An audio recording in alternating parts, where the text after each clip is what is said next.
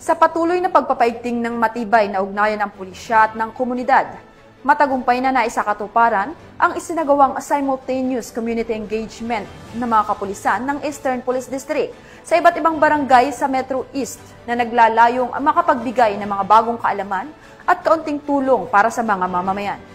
Ang magandang balita, hatid ni Patrol Woman Jenny May Dolor. Saka sa pagpapalawig ng ugnayan sa pagitan ng pulisya at komunidad para sa isang tahimik, mapayapa at maunlad na bagong Pilipinas. Sa pagdiriwang ng 30th Police Community Relation Month ng PNP, nagsagawa ng simultaneous community engagement ang mga kapulisan ng Eastern Police District sa mga barangay dito sa Metro East na naglalayong makapagbigay ng kaalaman at konting tulong sa mga mamamayan. Tiniyak naman ng mga kapulisan ng EPD katuwang ang lokal na pamahalaan ng mga barangay kung saan idinaos ang mga community engagement na maging maayos at mapayapa ang pagsasagawa ng nasabing aktibidad.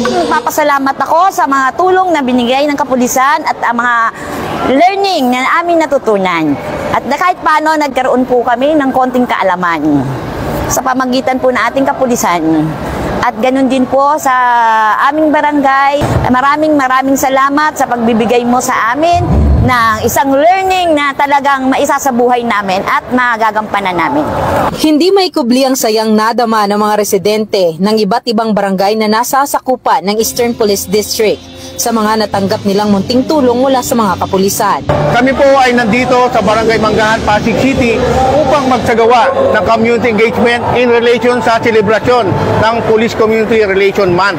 Nagpapasalamat kami sa pakikipagtulungan ng ating komunidad para pasugpo ang kriminalidad.